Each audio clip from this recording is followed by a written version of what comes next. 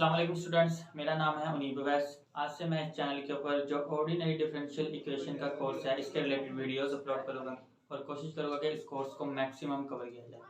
तो आज की इस पहली वीडियो में हमारा टॉपिक है simply introduction to ordinary differential equation कि ऑर्डिनरी डिफरेंशियल इक्वेशन होती क्या है।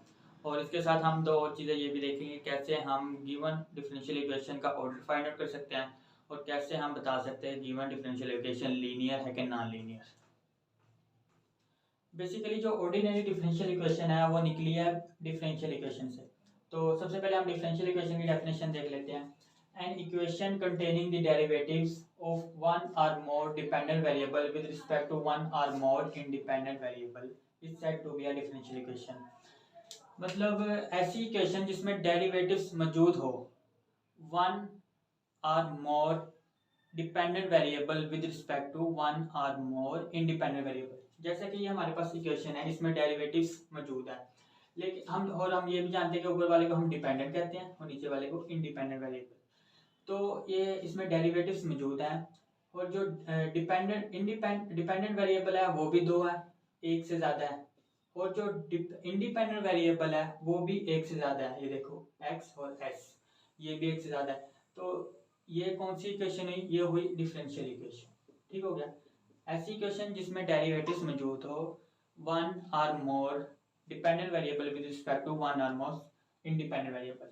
अब जो ऑर्डिनरी डिफरेंशियल इक्वेशन है, ये लफ्ज जो ऑर्डिनरी है इसका लफ्जी मायना भी मामूली सादा है। तो इसकी डेफिनेशन ये है कि if a differential equation containing only ordinary derivatives of one or more dependent variable with respect to a single independent variable is said to be a ordinary differential equation. तो इसमें जो लफ्ज सिंगल इंडिपेंडेंट वेरिएबल है ना, वही इन दोनों में difference create करता है और यही जो लफ्ज है सिंगल इंडिपेंडेंट वेरिएबल, यही ऑर्डिनरी डिफरेंशियल इक्वेशन को ऑर्डिनरी डिफरेंशियल इक्वेशन बनाता है। मतलब डेफिनेशन के मुताबिक ऐसी इक्वेशन जिसमें डेरिवेटिव्स मौजूद हो एक या एक से ज्यादा डिपेंडेंट वेरिएबल के with respect to single independent variable, ये लफ्ज सिंगल इंडिपेंडेंट वेरिएबल की डिफरेंशियल इक्वेशन को ऑर्डिनरी डिफरेंशियल इक्वेशन बनाता है। जैसा कि देखो हमारे पास डिपेंडेंट वेरिएबल तो दो हैं, एक्स और वाई, लेकिन जो इंडिपेंडेंट वेरिएबल है वो सिंगल है। इस इक्वेशन में ऐसे डेरिवेटिव्स मौजूद है जिनके डिपेंडेंट वेरिएबल्स तो दो है लेकिन इंडिपेंडेंट वेरिएबल सिंगल है। तो ये है ऑर्डिनरी डिफरेंशियल इक्वेशन, जबकि ये ऑर्डिनरी डिफरेंशियल इक्वेशन नहीं है क्योंकि इसमें जो इंडिपेंडेंट वेरिएबल है वो दो है, एक्स और एस। ये ऑर्डिनरी डिफरेंशियल इक्वेशन नहीं है, ये है ऑर्डिनरी डिफरेंशियल इक्वेशन क्योंकि इसमें सिंगल इंडिपेंडेंट वेरिएबल है। अब जैसे कि ये हमारे पास इक्वेशन है, ये सेकंड डेरिवेटिव मौजूद है इसका, तो इसमें भी सिंगल इंडिपेंडेंट वेरिएबल है, तो ये भी क्या है? Ordinary differential equation. तो लफ्ज जो सिंगल इंडिपेंडेंट वेरिएबल है यही डिफरेंशियल इक्वेशन को ऑर्डिनरी डिफरेंशियल इक्वेशन बनाता है। तो अब हम देखेंगे कि कैसे हम बता सकते हैं गिवन डिफरेंशियल इक्वेशन का ऑर्डर क्या है, कि वो कौन से ऑर्डर की डिफरेंशियल इक्वेशन है। तो ये जो स्टेटमेंट है ये डिफरेंशियल इक्वेशन के लिए भी, ऑर्डिनरी डिफरेंशियल इक्वेशन के लिए और पार्शियल डिफरेंशियल इक्वेशन के लिए भी यही मेथड यूज होता है उसका ऑर्डर बताने के लिए। तो ये इसके मुताबिक the order of a differential equation is the order of the highest derivative.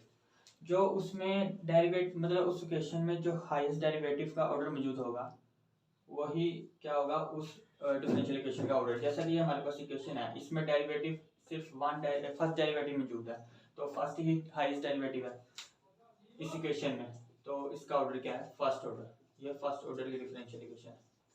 इसी तरह ये जो हमारे पास इक्वेशन है इसमें देखने हमने कितने डेरिवेटिव्स मौजूद है, तो हमने देखना है सिर्फ एक ही डेरिवेटिव मौजूद है और कौन सा ऑर्डर का? सेकंड ऑर्डर का, तो यही हाईएस्ट है इसमें, तो ये सेकंड ऑर्डर की है।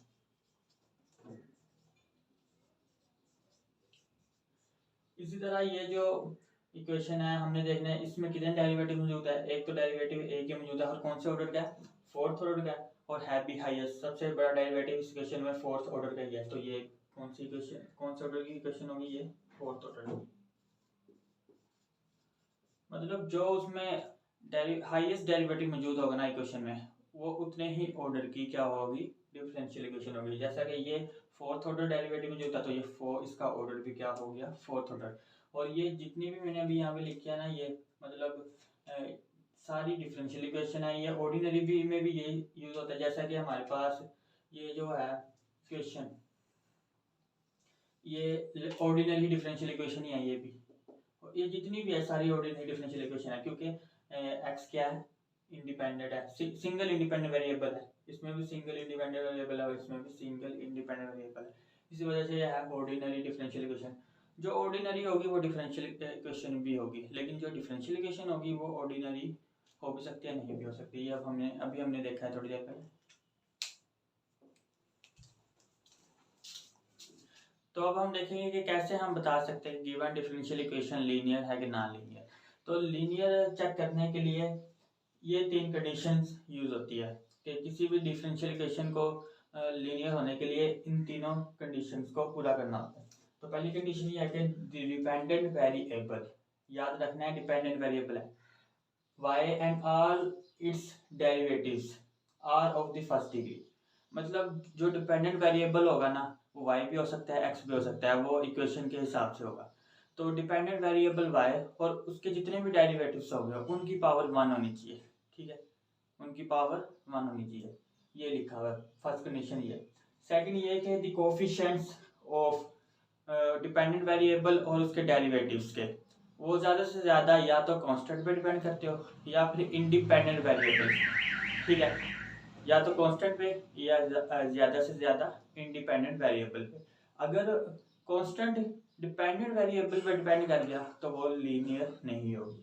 तो ये वही है second step, the coefficient of y and all its derivatives depends at most on the independent variable x। या तो कांस्टेंट कोएफिशिएंट होंगे या फिर ज़्यादा से ज़्यादा इंडिपेंडेंट वेरिएबल पे डिपेंड करते होंगे।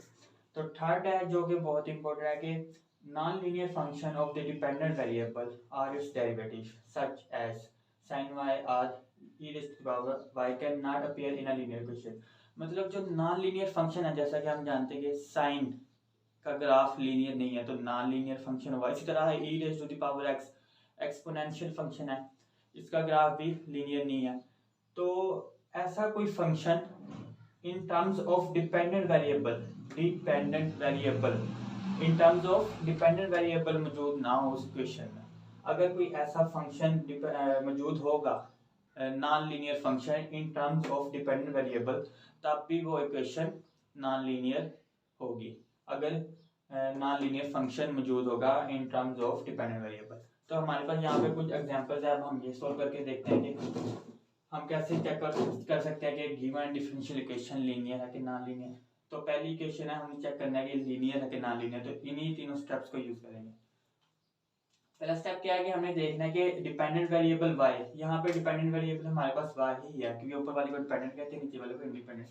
तो डिपेंडेंट वेरिएबल y और जितने भी उसके डेरिवेटिव्स है, थर्ड डेरिवेटिव फर्स्ट डेरिवेटिव मौजूद है इसमें फॉर y इटसेल्फ अकेला, तो इनकी पावर, सबकी पावर क्या होनी चाहिए, 1 होनी चाहिए। तो देखो इन सब की पावर क्या है, 1 ही है, इसकी पावर 1 है, इसकी भी पावर क्या है, इसकी पावर 1 है। तो पहली कंडीशन होगी सेटिस्फाई। सेकंड कंडीशन ये है कि y और उसके डेरिवेटिव्स के कोफिशिएंट ज़्यादा से ज़्यादा या तो कांस्टेंट हो या फिर इंडिपेंडेंट वेरिएबल x पे डिपेंड करते हो। तो देखो इसका जो कोफिशिएंट है वो कांस्टेंट है, इसका डेरिवेटिव का कोफिशिएंट यहाँ पे x आ रहा है जो कि इंडिपेंडेंट वेरिएबल है, ठीक है, उन्होंने कहा था कि इंडिपेंडेंट वेरिएबल पे डिपेंड कर सकता है। इसी तरह ये जो थर्ड डेरिवेटिव अब आएगा उसका भी कोफिशिएंट x क्यूब है जो कि इंडिपेंडेंट वेरिएबल है। तो सेकंड कंडीशन भी हमारी होगी सेटिस्फाई, कि मतलब कोफिशिएंट इन दोनों कांस्टेंट है या तो इंडिपेंडेंट वेरिएबल पे डिपेंड कर रहे हैं, इनके अलावा और कोई कंडीशन नहीं आ रही, तो सेकंड कंडीशन भी होगी सेटिस्फाई। थर्ड ये है कि इसमें कोई नॉन लीनियर टर्म ना आए in terms of dependent variable, जैसे कि sin y e y, जैसे कि यहाँ पे देखो e x है, ये अब नॉन लीनियर टर्म है, नॉन लीनियर टर्म है, नॉन लीनियर फंक्शन है e raise to the power x, लेकिन ये जो x है ये हमारे पास क्या है, इंडिपेंडेंट है। लेकिन उन्होंने क्या कहा है कि dependent variable in terms of dependent variable, ये डिपेंडेंट नहीं है, ये इंडिपेंडेंट है, तो ये लीनियर इक्वेशन है। ये जो जितनी भी है ये सारी क्या है, ये एक लीनियर इक्वेशन के तीनों कंडीशंस को सेटिस्फाई कर दिया। अगर यहाँ पे सपोज कर लो e की पावर y होता तो हमारे पास इसके मुताबिक हमारे पास एक नॉन लीनियर टर्म आ जाती in terms of dependent variable, तो इसका मतलब फिर ये लीनियर नहीं होनी थी, लेकिन यहाँ पे x है in terms of independent variable है, अब ये लीनियर है। तो यही मेन बात थी। अब सेकंड अब हम देखते हैं कि ये लीनियर है कि नहीं। तो लीनियर चेक करने के लिए फर्स्ट कंडीशन क्या है कि y उसके डेरिवेटिव्स की पावर का ये मान लीजिए। तो y हमारे पास डिपेंडेंट है, यहाँ पे इसकी पावर भी मान है और इसके सेकंड डेरिवेटिव्स की पावर क्या है मान है। फर्स्ट कंडीशन होगी सेटिस्फाई। सेकंड कंडीशन ये है कि उसके जो कोफिशिएंट्स होंगे y और y डेरिवेटिव्स के, इसके डेरिवेटिव्स के, वो या तो ज़्यादा कांस्टेंट हो या ज़्यादा से ज़्यादा इंडिपेंडेंट वेरिएबल पे डिपेंड करते हो। तो इसका जो कांस्टेंट है हमारे पास यहाँ पे 1 है, एक किस्म का कांस्टेंट है, और इसका कोफिशिएंट भी क्या 1 नहीं है, तो वो भी कांस्टेंट है। सेकंड कंडीशन भी होगी सेटिस्फाई। लेकिन जो थर्ड कंडीशन है वो सेटिस्फाई नहीं हो रही कि हमारे पास लीनियर इक्वेशन में कोई नॉन लीनियर फंक्शन मौजूद ना हो in terms of dependent variable. तो ये y हमारे पास डिपेंडेंट है और ये है भी लीनियर नॉन लीनियर फंक्शन। तो नॉन लीनियर फंक्शन आ गया हमारे पास इस इक्वेशन में, तो ये लीनियर नहीं बल्कि नॉन लीनियर इक्वेशन है। ठीक हो गया। इस तरह ये अब हमें चेक करनी है। अब देखो फर्स्ट कंडीशन क्या है कि dependent variable y and all of derivatives की पावर क्या होनी चाहिए 1 होनी चाहिए। तो y की पावर स्क्वायर आ रही है, तो पहली कंडीशन ही सेटिस्फाई हुई, तो ये भी लीनियर नहीं है। इसी तरह ये जो हमारे पास इक्वेशन है ये लीनियर है क्योंकि इन सब की पावर्स भी क्या है 1 है और कोफिशिएंट भी क्या है कांस्टेंट है सबके। और थर्ड कंडीशन ये है कि इसमें कोई नॉन लीनियर टर्म भी नहीं आ रही, तो ये लीनियर है। इसी तरह ये जो इक्वेशन है ये लीनियर है कि नॉन लीनियर, उसके लिए भी हम देखते हैं। पहली कंडीशन ये है कि y और उसके डेरिवेटिव्स की पावर 1 आ रही है। सेकंड कंडीशन ये कि कोफिशिएंट y और उसके डेरिवेटिव या तो ज़्यादा से ज़्यादा कांस्टेंट पे डिपेंड करते हो या इंडिपेंडेंट वेरिएबल पे। तो देखो यहाँ पे जो इसका कोफिशिएंट है वो डिपेंडेंट वेरिएबल पे डिपेंड कर रहा है, जो कि इस कंडीशन को सेटिस्फाई नहीं कर रहा। हमने कहा था कि ज़्यादा से ज़्यादा या तो इंडिपेंडेंट वेरिएबल पे डिपेंड करे या कोफिशिएंट पे।